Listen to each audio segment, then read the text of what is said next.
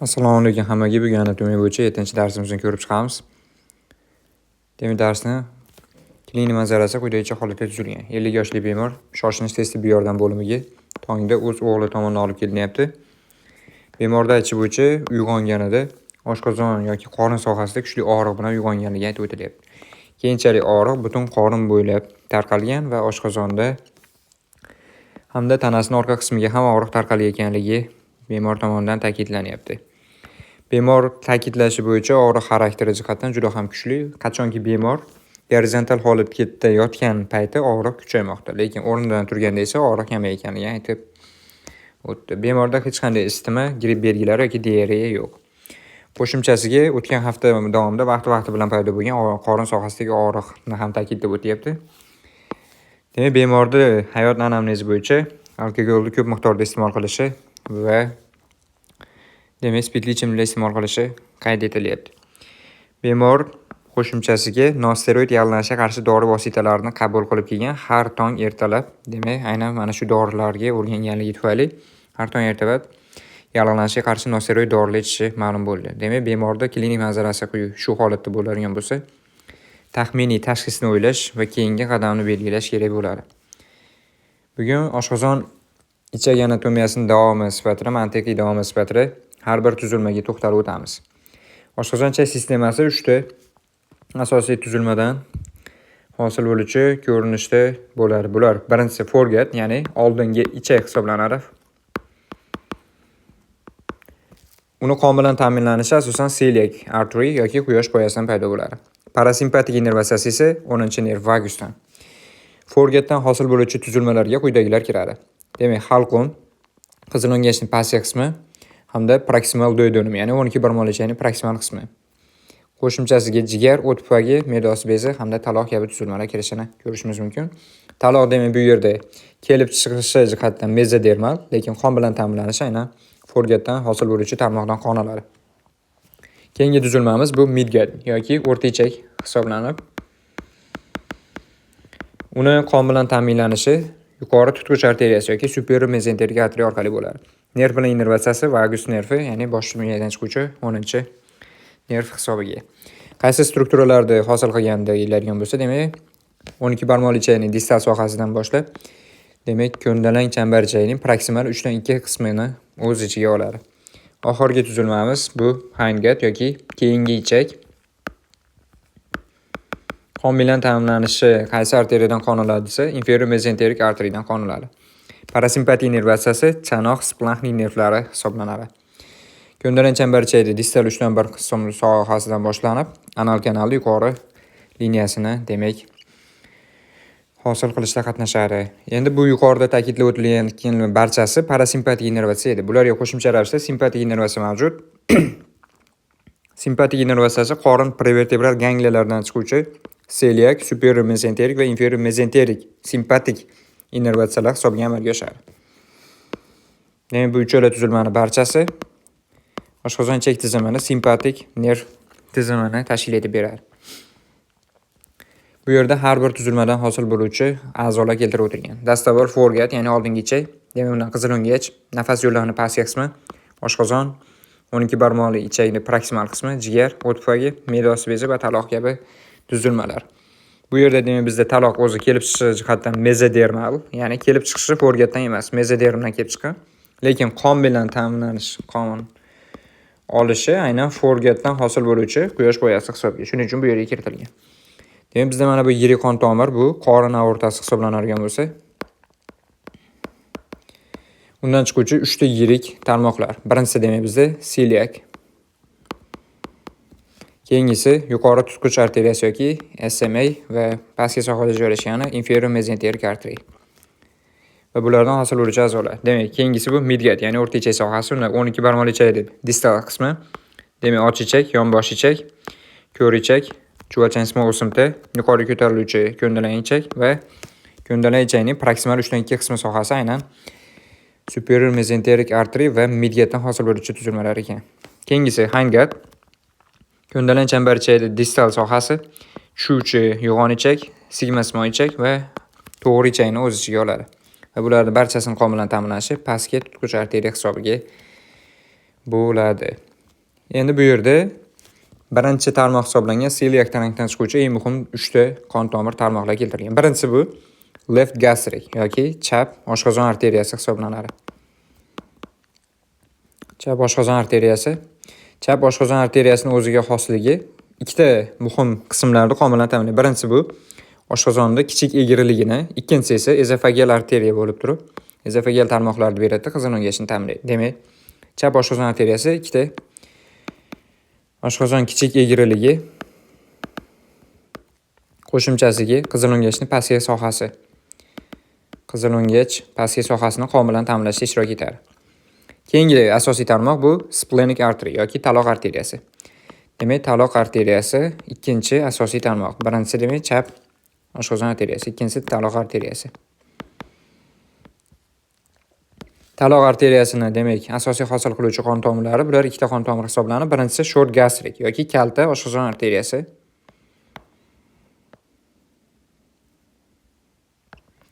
Ikkinchisi esa chap gastroepiploik.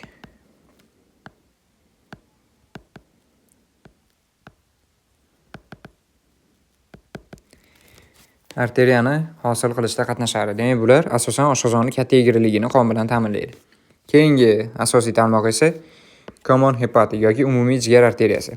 Umumiy jigar arteriyasi keyinchalik yana ikkita asosiy tarmoqqa bo'linadi. Bular birinchisi jigarda xususiy arteriyasi, ikkinchisi esa gastroduodenal arteriya. Gastroduodenal arteriya pastga yo'naladi va o'zidan o'ng gastroepiploik arteriyani hosil qilishda qatnashadi. Demak, bu aynan gastroduodenaldan hosil bo'luvchi tarmoq. Yuqoriga yo'naladigan bo'lsa, jigarda xususiy arteriyasi yana ikkiga bo'linadi. Bular chap jigar arteriyasi va o'ng jigar arteriyasi. O'ng jigar arteriyasi qo'shimchasiga cystic artery, ya'ni o't tufayliga ham tarmoq berib, uni qon bilan ta'minlanishini ta'minlab beradi. Demak, quyosh poyasidan 3 ta eng muhim qon tomiri chiqar ekan. Bular birinchisi left gastric, ikkinchisi splenic artery, uchinchisi esa common hepatic. Endi bizda anastomozlar mavjud bo'lib, bu anastomozlarda eng muhimlari quyidagi 3 ta anastomoz hisoblanadi. Birinchisi qizil o'ngach sohasidagi anastomoz. Bu anastomozda klinik belgisi qizil o'ngach varikoz qon tomirlar kengayishi ko'rinishida kechadi. Demak, bunda ikkita qon tomir qatnashadi. Bulardan birinchisi left gastric yoki chap oshqozon arteriyasi, ikkinchisi ezofageal arteriya, qizil o'ngach arteriyasi. Va mana shu ikkala qon tomir o'rtasida portosistemik anastomoz hosil bo'ladi. Qachonki portal gipertenziyada yoki jigar sirrozida portal venalarda dimlanish, ya'ni o'sha congestion yuzaga keladigan bo'lsa, aynan mana shu sohalar qon ketishiga moyil sohalar hisoblanadi. Ikkinchi muhim soha bu kindiy sohasi yoki umbilikus. Bu yerda klinik belgisi kaput meduza, ya'ni meduza boshini hosil bo'lishi. Buni hosil qilishda qatnashuvchi asosiy qon tomirlar bular ikkita qon tomir, paraumbilikal venalar va ikkinchisi esa kichik epigastral qon tomirlar, venalar hisoblanadi. Bular yuqori hamda pastki epigastral venalarning tarmog'i. Va hosil bo'luvchi kaput meduza qorinning oldingi devorida paydo bo'ladi. Uchinchisi rektal sohadagi anastomoz hisoblanadi. Bu demak anorektal varikoz qon tomirlar. Bularni hosil qilishda yuqori rektal vena, o'rta va quyi rektal venalarda anastomozdan hosil bo'ladi. Endi qachonki mana shu portal gipertenziya yoki jigar sirrozi yuzaga keladigan bo'lsa, uni davolash maqsadida TIPS nomlangan operatsiya amalga oshiriladi. Bu operatsiya transjugular intrahepatic portosistemik shunt yoki bo'yinturuq venasi orqali jigar ichi portosistemik shunt hosil qilish operatsiyasi hisoblanib, bunda hosil qilingan anastomoz hisobiga jigarni aylanib o'tiladi. Portal vena va gepatik vein, ya'ni jigar venasini aylanib o'tib, to'g'ridan-to'g'ri pastki ko'rak venaga quyiladi. Bu demak portal gipertenziya, ya'ni o'sha portal venadagi qon bosimini ko'tarilishini oldini olish uchun yaratilgan shunt hisoblanadi. Lekin buni demak zararli tomoni ham mavjud. Sababi portal vena orqali jigardagi 3 ta zona orqali qon filtrlanib o'tmaydigan bo'lsa, u o'zidagi demak metabolizmni zararli mahsulotlarini to'g'ridan-to'g'ri pastki ko'rak venaga quyilishiga olib keladi. Pastki ko'rak venaga quyilgan qon esa keyinchalik miyaga yetib boradi. Miyada demak ensefalopatiya holatini yuzaga keltiradi. Sababi jigar ammoniya, ya'ni o'sha qon tarkibida mavjud bo'lgan moddalarni, zararli moddalarni aminokislotlardan hosil bo'luvchi tuzilmalarni tozalashda ishtirok etishi kerak edi. Demak, ammoniya bizda demak tozalanmaydigan bo'lsa, mana bu holatdagi modda tozalanmasligi buni miyada ko'p miqdorda yig'ilishiga sababchi bo'ladi bosh miyada va bosh miyadagi ensefalopatiya holatini yuzaga keltiradi. Ensefalopatiyani yuzaga keltiradi. Demak, portosistemik anastomozda quyidagi holatda keltirib o'tilgan. Birinchisi biz aytib o'tgan chap gastrik arteriya bilan vena bilan birgalikda ezofageal vena o'rtasida hosil bo'luvchi birinchi anastomoz, ikkinchi anastomoz. Paraumbilikal vena hamda yuqori va pastki epigastral venalar o'rtasida hosil bo'lgan anastomoz. Uchinchisi esa yuqori rektal venalar va quyi hamda o'rta rektal venalar o'rtasida hosil bo'lgan anastomozlar. Mana shu 3 ta anastomoz demak portal gipertenziya davrida qonashga moyil bo'lgan liniyalar, sohalar hisoblanadi. Keyingisi bu demak pectinate line, ya'ni o'sha tarosimon chiziq sohasi. Ikkinchi nomi dentate line, ya'ni chisimon liniya ham deb nomlanadi. Bu qayerda hosil bo'lgan? Bu rektal sohada endodermadan hosil, ya'ni hindgat bu endodermal kelib chiqishiga ega bo'lgan tuzilma hisoblanib, uni ektoderma bilan uchrashgan joyda hosil bo'ladi. Aynan mana shu dentate line yoki pectinate line ga bo'lgan munosabatiga ko'ra ichki va tashqi gemoroylar farqlanadi. Ichki gemoroylar anal sohada joylashgan vena chigalini abnormal kengayishi hisoblanib, asosiy risk faktorlar bular yoshning katta bo'lishi va surunkali ich qochishi. Visceral innervatsiya olganligi uchun bu sohada yuzaga kelgan gemoroylar ko'pincha og'riqsiz, ya'ni visceral innervatsiya uni og'riq bilmasligiga sabab bo'ladi. Eksternal, ya'ni tashqi gemoroylar asosan somatik innervatsiya oladi. Ya'ni pudendal nerv mavjud bo'lib, uni pastki tarmoqlari aynan external hemorrhoidsda innervatsiyasini ta'minlaydi. Shu tufayli somatik innervatsiya olganligi uchun juda ham kuchli og'riq beradi qachonki tromblansa. Keyingi klinik holat bu anal fissure, ya'ni o'sha anal sohasi devorida yoriqlar paydo bo'lishi. Demak, ko'pincha dentate line, ya'ni pectinate line dan pastki sohada yirtilish paydo bo'ladi va bu axlatda qon kelishiga olib kelishi mumkin. Eng asosiy anal fissure yuzaga keluvchi soha bu rektal sohani orqa o'rta devori hisoblanib, buni yuzaga kelishi nimaga bu yerda ko'p uchrashining sababi aynan shu sohani qon bilan yaxshi perfuziyalanmasligi hisoblanadi. Qaysi holatlar bilan birgalikda qo'shilib kelishi, demak, hayvon mahsulotlarini kam iste'mol qilish qo'shimchasiga ich qochishi anal fissure holatini yuzaga kelishiga olib keladi. Bu yerda aynan o'sha dentate yoki pectinate line'da qanday joylashganligi va undan yuqorida va pastki holatda yuzaga keluvchi asosiy klinik kasallik keltirilgan. Demak, mana bu yerda pectinate yoki dentate line, undan yuqorida asosan ichki gemoroy va adenokarsinoma o'smasi paydo bo'ladi. Undan pastki sohada esa tashqi gemoroy, anal fissure, ya'ni o'sha anal sohaning yorilishi va yassi hujayrali o'sma paydo bo'lishi aytib o'tilyapti. Jigar tuzilmasi va uni arxitekturasi.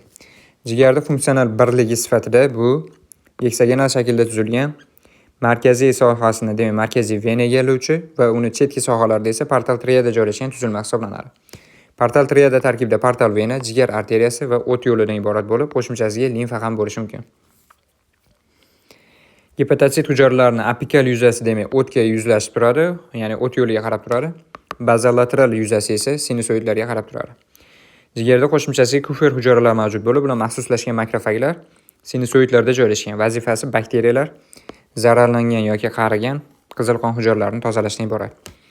Jigarda qo'shimchasiga stellate yoki itocells hujayralar mavjud bo'lib, disse bo'shlig'ida joylashadi. Ularning vazifasi qo'zg'atilmagan holatda vitamin A ni yig'ish. Qachonki qo'zg'atiladigan bo'lsa, hujayra tashqarisi matriksini sintezlash hisoblanadi. Va bu jigar fibroziga, ya'ni o'sha sirozda yuzaga keluvchi jigar fibrozi uchun javobgar bo'lgan hujayralar. Jigar ikki tomonlama qon ta'minotiga ega bo'lgan a'zolardan biri hisoblanib, o'zi qabul qiluvchi qonning 80% ni portal vena orqali, 20% ni esa jigar arteriyasi orqali oladi. Demak, jigar arxitekturasida 3 ta asosiy zona ajratiladi. Birinchi zona bu periportal zona, ya'ni portal venaga yaqin soha. Eng birinchi bo'lib virusli gepatitdan aynan mana shu soha ta'sirlanadi. Qo'shimchasiga bu soha juda ham yaxshi kislorod bilan ta'minlanadi va demak, qon aylanish tizimini, sirkulator tizimni buzilishiga eng chidamli hudud aynan mana shu. Va toksinlarni ham qabul qiladi. Bulardan misol kokain toksini aynan mana shu birinchi zona orqali qabul qilib olinadi. Ikkinchi zona o'rta zona deb nomlanadi. Sariq isitma kasalligi aynan ikkinchi zonani ta'sirlaydi yoki zararlantiradi. Uchinchi zona pericentral zona hisoblanadi. Birinchi bo'lib ishemiyadan aynan mana shu soha ta'sirlanadi. Sababi kislorodda konsentratsiyasi aynan bu joyda juda ham past bo'lganligi uchun. yuqori miqdorda sitoxrom P450 tizimi mavjud bo'ladi va metabolik toksinlarga eng sezgir hudud. Qanday moddalar deydigan bo'lsa, etanolga, uglerod tetraxloridga, rifampin va asetaminofen dori vositalariga eng sezgir joy ekan. Alkogolik gepatitdan ham shakllanishi aynan mana shu joyda yuzaga kelishi aytib o'tilyapti. Demak, mana jigar funksional tuzilma birligi heksagonal shaklda tuzilgan bo'lib, uni chetki sohalari burchaklari portal triadadan iborat. Markaziy o'rta sohasida esa markaziy vena joylashadi. Demak, bu central vein yoki markaziy vena. Markaziy venaga qarab chetki burchak qirralardan zonalarga ajratilgan. Demak, bular birinchi, ikkinchi, uchinchi zonalarga bo'linadi. Yuqorida aytib o'tganimizdek, birinchi zona virusli gepatitdan, ikkinchi zona sariq qismidan, uchinchi zona esa alkogolik gepatitdan eng ko'p ta'sirlanuvchi hududlar. Bu yerda bularni kattalashtirilgan variant keltirib o'tilgan. Demak, markaziy venadan iborat. Qo'shimchasiga sinusoidlar mavjud. Va jigar arteriyasi orqali hamda portal vena orqali qon aynan markaziy vena tomonga qarab oqishi aytib o'tilyapti. Bu yerda esa disse bo'shlig'i va disse bo'shlig'ida joylashgan ito cells yoki stellate cells keltirib o'tilgan. Demak, buni aytib o'tdik.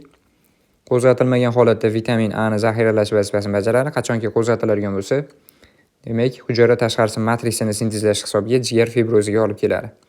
Kuper hujayralari yoki makrofaglar aynan mana shu sinusoidlar bo'shlig'ida joylashgan bo'ladi. Demak, bu holatda ikkita qon tomirdan, ya'ni jigar arteriyasi va portal venadan oqim markaziy venaga qarab, ya'ni jigar ichiga yo'nalgan. O't yo'li oqimi esa tashqariga qarab yo'nalgan bo'ladi. Keyingi tuzilma bu o't tuzilmalari. Demak, o't pufagi holatini baholash uchun xolangiografiya tekshiruvi amalga oshiriladi. Aynan mana shu tekshiruv davomida o'tda kontrast modda bilan to'lishini buzilishi, demak, o't pufagidagi obstruksiyani tiqin mavjud ekanligini ko'rsatadi. Ko'pincha o't toshlari umumiy o't yo'li va me'da osti bezi yo'lini bir-biri bilan qo'shilgan sohasiga tiqilib qolishi mumkin. Bu soha ampulla water sohasi hisoblanib, qo'shimcha bu soha demak umumiy o't yo'li bilan birgalikda me'da osti bezi yo'lini ham tiqilishiga olib keladi. Natijada o't yo'lini, ya'ni o't pufagini zararlanishi xolangitga va me'da osti bezining yalinishi pankreatitga olib kelishi mumkin. Me'da osti bezining boshida bo'ladigan o'smalar ham aynan umumiy o't yo'li va asosiy me'da osti bezi yo'li ezilishiga, obstruksiyasiga olib keladi. Ko'pincha bu daktal adenokarsinoma hisoblanadi va natijada umumiy o't yo'li va me'da osti bezi yo'lini obstruksiyasiga olib kelishi, me'da osti qo'shimcha belgilar sifatida esa o't pufagini og'riqsiz kattalashishiga sabab bo'ladi va bemorda sariqlik belgisi ham paydo bo'ladi. Bu Kurvozer belgisi hisoblanishi aytib o'tilyapti. Demak, mana umumiy holatda anatomik jihatdan qanday tuzilgan. O't pufagi demak bizda undan chiquvchi sistik dakt va common hepatic dakt, ya'ni umumiy jigar yo'li va o't pufagi yo'li kelasi bir bilan qo'shilyapti va umumiy o't yo'lini hosil qilyapti. Keyinchalik bular asosiy pankreatik dakt, ya'ni me'da osti bezi yo'li bilan birgalikda aynan yo'g'on, ya'ni 12 barmoqli ichakning ikkinchi, ya'ni pastki tushuvchi qismiga ochilyapti, sfinkter oddiy sohasida. Demak, qachonki bu yerda o't toshi hisobiga obstruksiyaga uchraydigan bo'lsa, demak, asosiy me'da osti bezi yo'li bilan birgalikda umumiy o't yo'li ham obstruksiyalanishi va bemorda pankreatit va xolangit kelib chiqishiga olib kelishi mumkin. Keyingisi bu churralar. Churralar demak, diafragmatik churralar turlari ko'rib chiqiladi. Diafragmatik churralarda qorin bo'shlig'idagi a'zolarda ko'krak qafasiga kirishi qayd etiladi.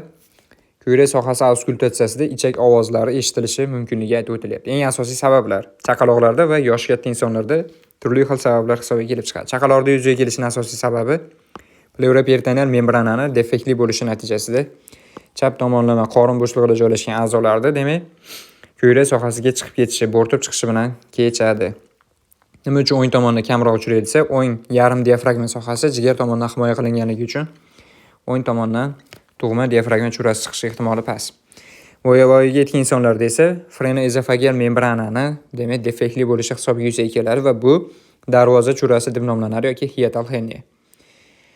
Endi uning ikki xil asosiy turi bor: sliding hiatal hernia va paraezofageal hiatal hernia. Sliding hiatal herniyada oshqozon qizilo'ngach bichmasi sohasini yuqoriga qarab ko'tarilishi natijasida oshqozonning kardial qismini, demak, qizilo'ngach darvozasidan yuqoriga ko'tarilib chiqib ketishi qayd etilishi mumkin. Va bu klassik rentgen belgi sifatida qumsoat, oshqozon tasvirini ko'rsatadi. Eng ko'p uchraydigan diafragma churasi aynan mana shu tur ekanligi aytib o'tilyapti. Bu gastroezofageal reflux kasalligiga olib keladi yoki o'sha kasallik bilan birgalikda ketishi mumkin. Ikkinchisi, paraezofageal demak, oshqozon churasi bu oshqozon qizilo'ngach bitishmasi sohasida yuzaga keladi, lekin bunda oshqozonning kardial sohasi emas, lekin balki fundal, ya'ni tub sohasi chiqib ketadi. Bu yerda mana ikkala tur keltirgan sliding hiatal hernia dediğimiz oshqozonning kardial sohasi chiqib ketadi. Gastrikardiya. Ikkinchisi paraezofageal hiatal hernia desa oshqozonning fundal sohasini, demak, yurak bo'shlig'iga chiqib ketishi qayd etib o'tilyapti. Bu yerda klassik rentgen tasvirlari va nazogastrik tub yuttirilgan paytdagi holat keltirib o'tilgan.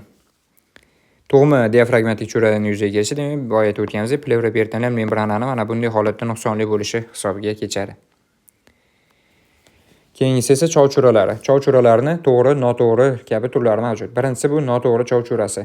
Noto'g'ri chov churasi ichki chov kanali teshigidan chiqib keladi. Joylashishi jihatdan esa, demak, aynan mana shu chov sohasida joylashadi. Epigastral qon tomirlariga nisbatan lateral yo'nalishda chiqadi. Chiqishining asosiy sababi processus vaginalis o'smasini bola tug'ilgandan keyin yopilmay qolishi hisoblanadi. Demak, noto'g'ri chov churasi ko'proq chaqaloqlarda yoki o'smirlarda qayd etilishi mumkin. Ko'proq uchrashi jihatdan o'g'il bola jinsi vakillarida ko'proq uchraydi. Demak,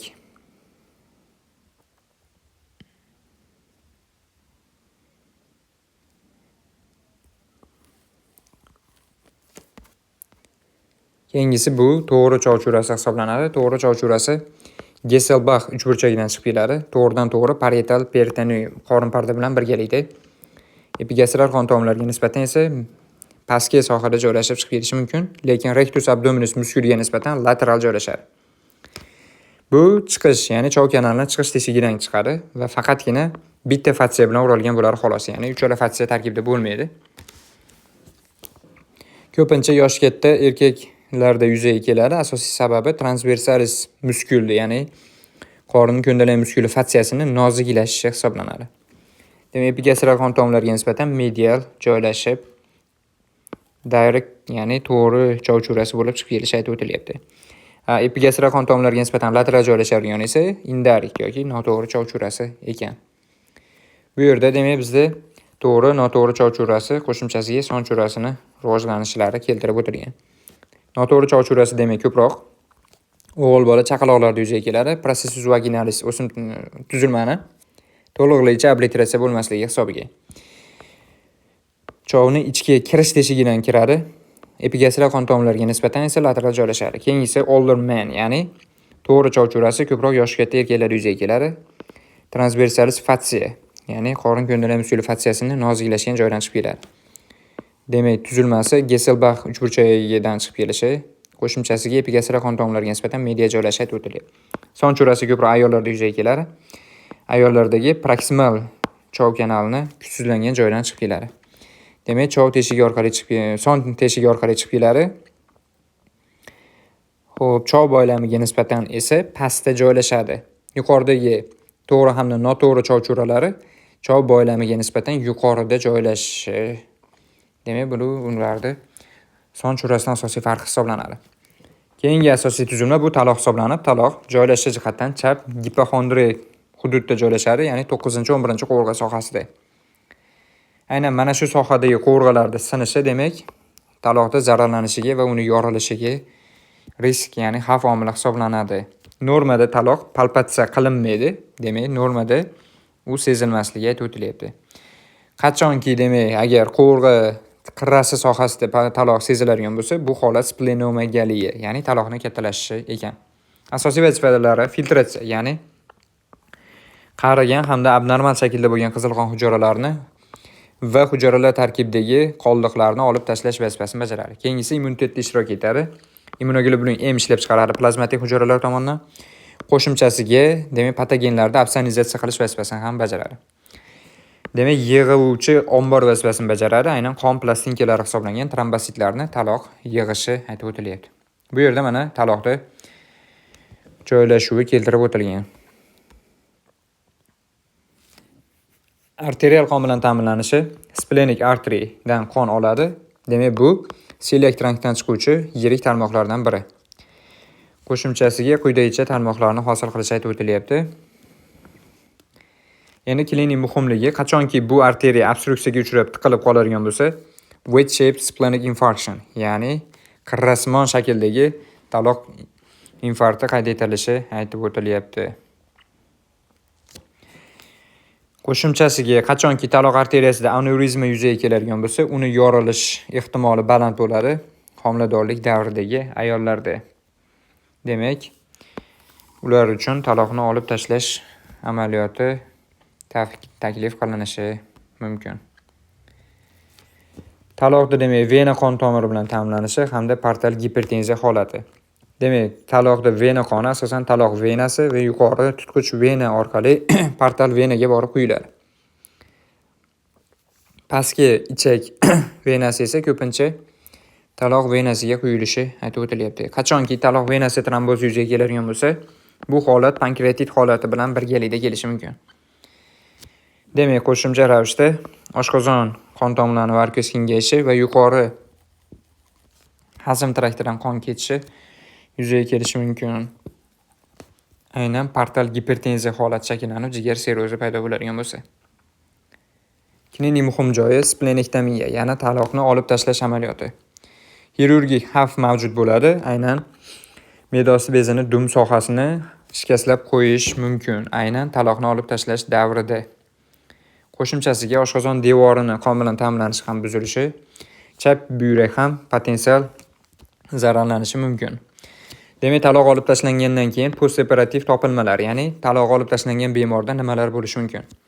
Uni qizil qon hujayralaridagi yadro qoldiqlari qolib ketishi, Howell-Jolly bodies, ya'ni Howell-Jolly tanalarining ko'rinishiga va qo'shimchasiga qizil qon hujayralari shaklining noodatiy bo'lishiga olib keladi.